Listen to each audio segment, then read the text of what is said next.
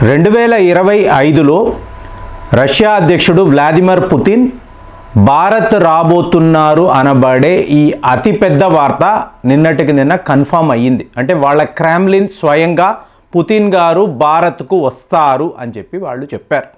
So ఇది ఎంత పెద్ద వార్త అంటే, మీరు అమెరికాలో డొనాల్డ్ ట్రంప్ గారు నిన్న చేసిన ఒక announcement, Putin wants to meet me. ఇది ఎవరికి ఆయన చెప్పారు? రిపబ్లికన్ గవర్నర్స్ ఉంటారు చూసారా, వాళ్ళందరి మీటింగ్లో పుతిన్ గారిని నేను కలవబోతున్నాను, దీనికి సంబంధించిన ఏర్పాట్లు జరుగుతున్నాయి. అంటే మీకు జనవరి 20 ఎన్నో దేశాలకు ఎంతోమంది నాయకులకు డూమ్స్ డే అని చెప్పి చెప్పాలండి. ఎందుకు? మీకు డొనాల్డ్ ట్రంప్ అమెరికా అధ్యక్షుడుగా మీకు పదవి స్వీకరణ చేయబోతున్నారు. అంటే ఇక్కడ మీరు గమనించాల్సిన అతి ముఖ్యమైన విషయము, డొనాల్డ్ ట్రంప్ గారేమో పుతిన్ని కలవడము, పుతిన్ గారేమో భారత్కి వస్తున్నాను. ఈయన ఎందుకు వస్తారండి? ప్రతి సంవత్సరము కూడా భారత్ రష్యా మధ్య ఒక బైలాటరల్ మీటింగ్ ఉంటుంది, వీళ్ళు కలుస్తారు. లాస్ట్ ఇయర్ నరేంద్ర మోదీ గారు రష్యా వెళ్ళడానికి ఇదే ఒక కారణం. సో ఈసారి ఏంటి, వ్లాదిమిర్ పుతిన్ భారత్కి రావడం 2021 డిసెంబర్ నెల ఆయన వచ్చి వెళ్ళారు. ఒకే ఒక రోజు ట్రిప్, మీటింగ్ అవ్వడము ఆయన తిరిగి వెళ్ళిపోయారు. తరువాత ఫిబ్రవరి 2022 ఫిబ్రవరి మీకు రష్యా యుక్రెయిన్ యుద్ధము ఆల్మోస్ట్ 34 నెలలు, అంటే ఫిబ్రవరి అనేది కంప్లీట్ అయితే 3 ఇయర్స్. సో ఇది చాలా పెద్ద యుద్ధము. మరి ఇప్పుడు ఏంటంటే డొనాల్డ్ ట్రంప్ గారు ఒక మాట అన్నాడు ఎలక్షన్ క్యాంపెయిన్లో. ఆయన ఏమన్నారు? 24 గంటల్లో నేను యుద్ధాన్ని ఆపేస్తాను.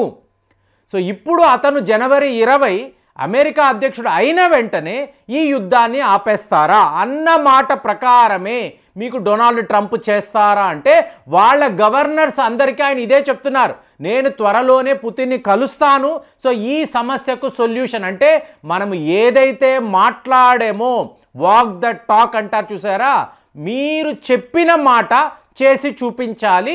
ఆ పనిలోనే డొనాల్డ్ ట్రంప్ గారు ఉన్నారు. కాబట్టి ఇప్పుడు ఇది రష్యాకు ఒక మేజర్ అడ్వాంటేజ్ అండి. ఎందుకంటే క్రీమియాతో కలుపుకుంటే ఒక 800 కిలోమీటర్లు మీకు ఏమవుతుంది, ఒక డిమార్కేషన్ ఉంటుంది. అది యుక్రెయిన్, ఇది రష్యా అని చెప్పి డొనాల్డ్ ట్రంప్ గారు చెప్తారు. ఇందులో మీకు క్రీమియా కూడా కలిసిపోయి ఉంటుంది. ఇది భారత్కి ఎలా కనెక్ట్ అయి ఉంటుందంటే, నేను మాట్లాడిన $3 ట్రిలియన్ అమెరికన్ డాలర్స్ వ్యాపారం అండి. అంటే రష్యా నుంచి భారత్ దాకా ఒక అతి ముఖ్యమైన సీ రూట్. సో ఇప్పుడు దీనిని ఆపాలి అని అమెరికా, యూకే వాళ్ళు ఎన్నో ఏళ్లుగా ప్రయత్నాలు చేశారు.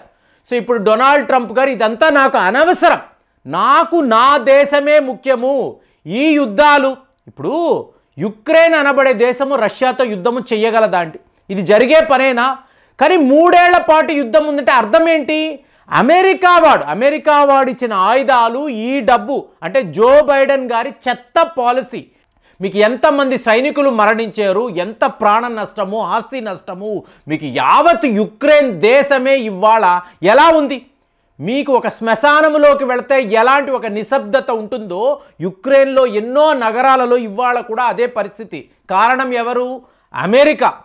కాబట్టి ఇప్పుడు డొనాల్డ్ ట్రంప్ ఏమంటారు, ఇదంతా నాకు అనవసరం, నేను వాడికి ఎందుకు డబ్బు ఇవ్వాలి, ఈ యుద్ధంలో నాకేంటి సంబంధం, నథింగ్ డూయింగ్ అని చెప్పి డొనాల్డ్ ట్రంప్ అనేస్తారు.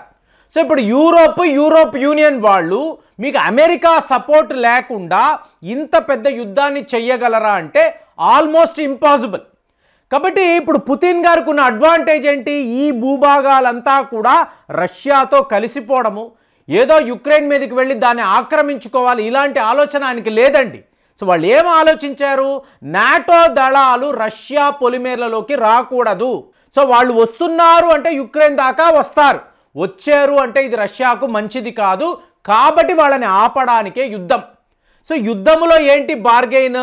ఈ సీ రూట్ ఉంటుంది చూసారా, దాన్ని సెక్యూర్ చేయడం, క్రీమియా దగ్గర ఉండే పోర్టు నగరాలు, అలాగే మీకు ఇక్కడ భారత్ దాకా కూడా ఈ సీ రూట్ ఉంటుందండి. రష్యాకు భారత్ మధ్య $100 బిలియన్ అమెరికన్ డాలర్స్ ట్రేడ్ చెయ్యాలి అనేది టార్గెట్. ఆల్రెడీ రష్యా వాళ్ళు ఏం మాట్లాడుతున్నారు, 8 బిలియన్ అమెరికన్ డాలర్స్ మేము భారత్లో పెట్టుబడులు పెడుతున్నాము. రష్యా వాళ్ళ రూబుల్ ట్రేడ్ ఇవాళ ఎలా ఉంది అంటే కుప్పలు తెప్పలుగా రష్యా వాళ్ళ డబ్బు భారత్లో ఉంది. ఇవాళ వ్యవహారం అంతా కూడా ఇక్కడే. సో ఇప్పుడు డొనాల్డ్ ట్రంప్ గారు పుతిన్ గారిని కలిసిన తరువాత ఈ చిన్నా చితక వ్యవహారాలు, ఒక కెనడా అనండి, మెక్సికో అనండి, చైనా వాడి డంపింగ్ ఉంది చూసారా, అడ్డదిడ్డంగా తీసుకొచ్చి మీ దేశంలో డంప్ చేయడం, ఇదంతా కూడా టోటల్గా మీకు డొనాల్డ్ ట్రంప్ ఆపేస్తారు. సో వీళ్ళందరూ ఏంటి, మెయిన్ ప్లేయర్స్. ఒకవైపు డొనాల్డ్ ట్రంప్, ఇక్కడ మోదీ గారు, ఇంకొక వైపు రష్యా అధ్యక్షుడు పుతిన్. వీళ్ళు కలిసారు అనుకోండి, వీళ్ళు టోటల్ కిల్లర్స్. ఈ చిన్నా చితక వ్యవహారాలు పట్టించుకోరు. మెయిన్ గేమ్ ఏంటి, మెయిన్ ప్లేయర్స్ ఏంటి, ఇదే వీళ్ళు చూస్తారు. అలాంటప్పుడు మీరు గమనించారు అనుకోండి, మీకు చైనా వాడు ఏం చేస్తున్నాడు, నేను పాకిస్తాన్కి J-35 అనబడే 5th జనరేషన్ విమానాలు ఇవ్వబోతున్నాను అని చెప్పి వాడు చెప్తున్నాడు. అంటే అర్థం ఏంటి, భారత్ను బెదిరించడం. ఇంతలో నిన్నటికి నిన్న మీరు గమనించారో లేదో, టర్కీ నుంచి ఇంకొక వార్త. వాళ్ళేమంటున్నారు, ఖాన్ 5th జనరేషన్ ఫైటర్ జెట్స్ను మేము పాకిస్తాన్కి ఇవ్వబోతున్నాము. అంటే ఇంకో గ్రూప్ మనల్ని ఇబ్బంది పెట్టడానికి రెడీ అయిపోతున్నారండి. సో ఇప్పుడు పుతిన్ గారు భారత్కి వచ్చారు అనుకోండి, ద బిగ్గెస్ట్ డీల్ అని చెప్పి ఇవాళ ప్రపంచం ఏం మాట్లాడుతుంది, సుఖాయ్ 57, the most advanced 5th generation fighter jets, stealth fighter jets. Stealth technology అనండి, స్పీడ్ అనండి, మెనవరబిలిటీ అనండి, ఇందులో దీనికి తిరుగు ఉండదు. సో ఈ విమానాలను ఈయన భారత్కు ఇస్తారా, ఇచ్చారు అనుకోండి, ప్రపంచంలో టాప్ మోస్ట్ 5th జనరేషన్ విమానాలు భారత్లోనే ఉంటాయి. అంటే చైనాను, టర్కీని, పాకిస్తాన్ లాంటి దేశాలను మనము ఎదిరించాలి అంటే మన బిగ్ బ్రదర్ రష్యా యొక్క సపోర్ట్ క్లియర్ కట్గా ఉంటుంది. ఇప్పుడు ఫిబ్రవరి నెల 10వ తారీఖు నుంచి 13, 14 వరకు కూడా మీకు భారత్లో ఎయిరో ఇండియా అనబడే అతిపెద్ద డిఫెన్స్ కార్యక్రమం ఉంటుందండి. ఇందులో సుఖాయ్కి సంబంధించిన మీకు అధికారులు కూడా వస్తారు. అక్కడ కూడా దీనికి సంబంధించిన వ్యవహారం అనేది ఉంటుంది. ఎటు వచ్చి పుతిన్ గారు ఇండియాకు వచ్చినప్పుడు కొన్ని మేజర్ డిసిషన్స్, ఇది చైనాకు వ్యతిరేకంగా ఉండొచ్చు, ఈ టర్కీ, పాకిస్తాన్ లాంటి దేశాలు బాబా ఏంటి ఇలాంటి ఆఫర్ అనొచ్చు. ఇక్కడ మనం ఆలోచించాల్సింది, ఒకవేళ పుతిన్ గారు వచ్చి సుఖాయ్ 57 విమానాలు మేము మీకు ఇస్తాము, తీసుకుంటారా అన్నారు అనుకోండి, మీరు అడ్వాంటేజెస్ ఏంటి, డిసడ్వాంటేజెస్. ఇప్పుడు భారత్ ఏం మాట్లాడుతుంది, మా వద్ద తేజస్ విమానాలను మేము తయారు చేస్తున్నాం. తేజస్ విమానాల్లో ఉండే డిలేని మన ఎయిర్ చీఫ్ మార్షల్ మీకు ఏపీ సింగ్ గారు క్లియర్గా చెప్తున్నారు.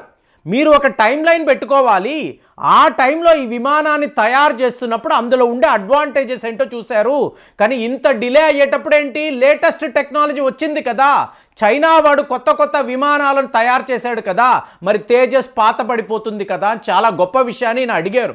అడిగినప్పుడు ఇప్పుడు మనకు ఉండే ఆల్టర్నేటివ్, ఒకవేళ మీరు సుఖాయ్ 57 విమానాలను తీసుకున్నారు అనుకోండి, మీకు రష్యా వాళ్ళ ఆఫర్ ఏంటి, మేక్ ఇన్ ఇండియా ఇనిషియేటివ్.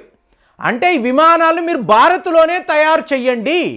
మీకు ఎక్కడ, నాసిక్లో హిందుస్థాన్ ఏరోనాటిక్స్ లిమిటెడ్, అక్కడే మీరు తయారు చేస్తారు. తయారు చేసి ఏం చేస్తారు, మీకు ప్రపంచ దేశాలకు మీరు అమ్మగలరు. అంటే మనము మన దగ్గర 5th జనరేషన్ విమానాన్ని పెట్టుకోవడం కాదండి, కొనుక్కోవడం కాదు, తెచ్చుకోవడం కాదు, మనం విదేశాలకు కూడా అమ్మే ఒక అతిపెద్ద అడ్వాంటేజ్ రష్యాతో ఉంటుంది. చైనా వాడి J-35 కన్నా ఎన్నో రెట్లు ఈ విమానాలు అడ్వాన్స్డ్. అలాంటప్పుడు ఒక పాకిస్తాను, టర్కీ, చెప్తున్నా కదా, ఈ చిన్న ప్లేయర్స్, చిన్నా చితక వ్యవహారాలు మనకు ఉండదండి. ట్రంప్ మీకు అలాగే పుతిన్ వీళ్ళు మంచి ఫ్రెండ్స్, వీళ్ళు భారత్తో సత్సంబంధాలు పెట్టుకోవాలనుకుంటున్నారు, వీళ్ళు మోదీ గారితో ఫ్రెండ్షిప్ని కంటిన్యూ చేయాలనుకుంటున్నారు. వీళ్ళు ముగ్గురు కలిసినప్పుడు ప్రపంచ తీరుతెన్నుల్లో, జియో పాలిటిక్స్లో ఎలాంటి మార్పులు ఉంటాయి ఒక్కసారి మీరు ఆలోచించండి. సుఖాయ్ 57 భారత్లోకి రావడం వలన మనకు ఉన్న బెనిఫిట్స్ ఏంటి, అది కూడా ఆలోచించి కామెంట్స్లో రాయండి. మళ్ళీ వచ్చే వీడియోలో కలుద్దాం. జై హింద్.